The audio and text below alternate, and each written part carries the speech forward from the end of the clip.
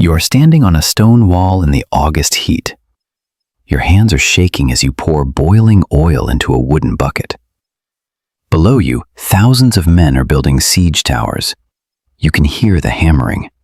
You can hear their voices calling to each other in a language you do not understand. The smell of gunpowder hangs in the air from the morning's cannon fire. Your throat is dry. You have not slept in 3 days. 2 weeks ago, you were a blacksmith. You had a wife and 2 children in the town below this fortress. When the scouts brought news that Sultan Suleiman himself was marching toward Hungary with the largest army Europe had ever seen, the garrison commander gave the order. Every man who could hold a weapon would defend Koszeg. Your wife and children were sent away. You do not know if they made it to safety.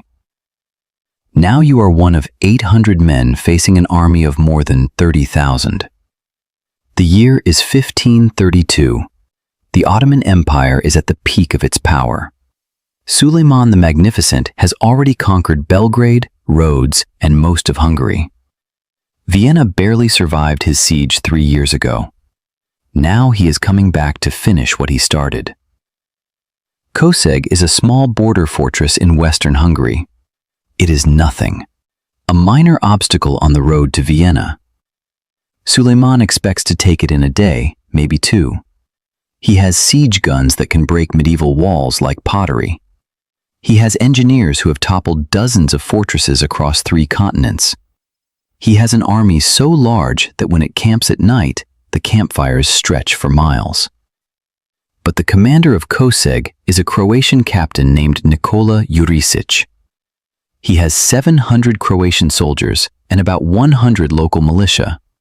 That is all. No reinforcements are coming. The Holy Roman Emperor promised to send help, but his army is still assembling somewhere far to the west. Jurišić knows this. Every man on these walls knows this. They are going to die here. If dark history and impossible stands matter to you, like this video and subscribe. This channel does not look away from what actually happened. The siege begins on August 10th. Ottoman artillery opens fire at dawn. The cannons are massive bronze pieces that fire stone balls weighing over 300 pounds. The first shots blow holes in the outer wall. Dust and smoke fill the air. You crouch behind the battlements and wait. When the bombardment stops, the assault begins. Janissaries come first. These are the elite infantry of the Ottoman army, taken from Christian families as boys and raised to be soldiers. They wear white felt caps and carry muskets. Behind them come thousands of regular infantry with ladders and grappling hooks. They reach the walls and start climbing. This is when you learn what war actually is. You drop stones on men's heads. You stab down with pikes at hands gripping the wall. You pour the boiling oil. You hear screaming. Some of it is theirs. Some of it is yours. A cannonball hits the wall 15 feet to your left, and 3 men disappear in a cloud of red mist and stone fragments. You keep fighting because stopping means dying. The first assault fails. The Ottomans pull back. They leave their dead below the walls. You can see them from where you stand. Dozens of bodies in the August sun. Jurišić knows he cannot win by fighting. 800 men cannot defeat 30,000, no matter how brave they are. His only chance is time. If he can hold Koszeg long enough, maybe the Ottomans will give up. Maybe Suleiman will decide this fortress is not worth the delay. It is a desperate plan. It requires every man inside these walls to become something more than human. The Ottomans attack again the next day, and the day after that. They bring up more cannons. They dig trenches closer to the walls. They build wooden siege towers that roll forward on wheels. Ottoman engineers are the best in the world. They have siegecraft down to a science. Dig, build, bombard, assault. Repeat until the fortress falls. But Koszeg does not fall. Every time the Ottomans break through the outer wall, Jurišić's men build an inner barricade. Every time a tower burns, they rebuild it with whatever materials they can find. Furniture, doors, ceiling beams from houses. The town inside the fortress is slowly being dismantled to feed the defense. At night, small teams sneak out and sabotage Ottoman equipment. They burn siege towers. They spike cannons. They cut the ropes on catapults. It is suicide work. Most of the men who volunteer for these raids do not come back. You stop counting the days. You stop sleeping more than an hour at a time. Your hands are burned from the oil. You have a wound on your left arm that is starting to smell bad. The fortress surgeon is dead. Everyone knows basic infections are now a death sentence, but no one talks about it. There is no point. By the third week, sections of the wall are just rubble held together by desperation. The Ottomans have blown gaps wide enough to march an army through, but every gap has a barricade behind it, and behind every barricade are men who know they are already dead and have stopped being afraid. Suleiman is furious. This was supposed to be easy. He has 100,000 men in his full army, waiting on the road behind him. He is losing time. Every day spent at Koszeg is a day closer to autumn. If he does not take Vienna before winter, the campaign is over. But he cannot march past this fortress. Leaving 800 men alive at his back would be humiliation. He is the Sultan. He does not retreat from blacksmiths and farmers. So the bombardment continues, and the assaults continue, and men keep dying on both sides. Ottoman casualties are staggering. Estimates suggest over 2,000 killed or wounded. For Suleiman, these numbers are acceptable. He has reserves. He has fresh troops arriving every day from the rear. But the psychological cost is different. The longer Koszeg holds, the more it looks like weakness. Word is spreading through the Ottoman camp. If 800 Christians can do this, what will happen at Vienna? Inside the fortress, the garrison is down to about 400 effective soldiers. Half of the original defenders are dead or too wounded to fight. Ammunition is almost gone. Food is running out. The town well is still working, but everything else is broken. The walls look like a mound of shattered stone. There is no realistic hope anymore, just endurance. On August 27th, something changes. Ottoman officers approach the walls under a white flag. They want to talk. Jurišić meets them at a gap in the wall. The Ottomans offer terms. Surrender now, and the garrison will be allowed to leave with honor.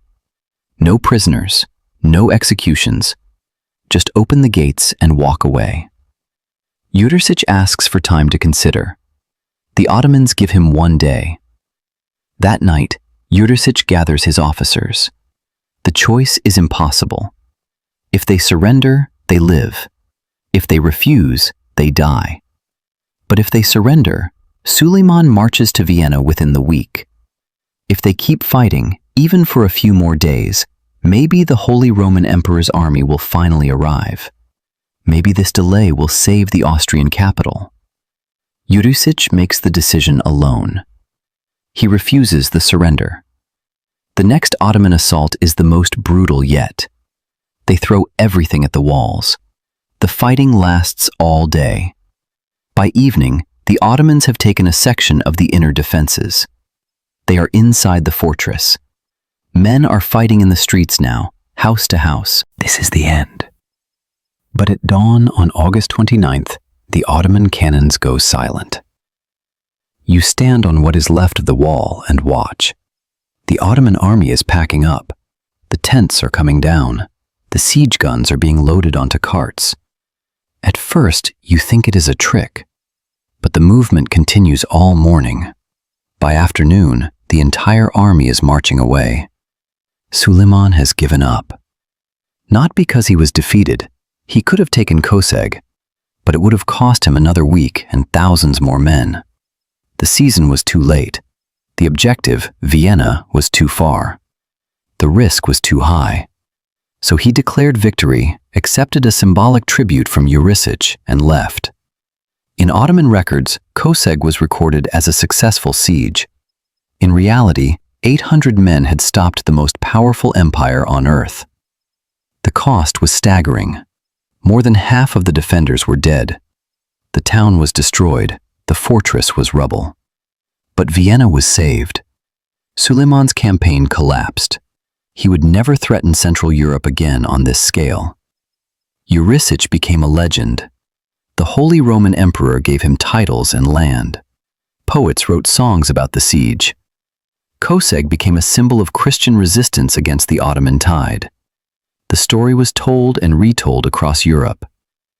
But here is what the songs did not include: the names of most of the men who died. We know Jurišić. We know a few of his officers. The rest are gone. The blacksmith who stood on the wall pouring oil. The farmer who burned to death when a siege tower collapsed on him. The baker who took a musket ball through the chest on the 19th day. The boy who was 16 and lied about his age to join the militia. None of their names survived. History remembers the victory. It does not remember the individuals who made it possible. There are no graves, no monuments with 800 names carved in stone. Just a fortress that was rebuilt, and a story that became legend, and the bones of men who chose to die rather than let an empire pass.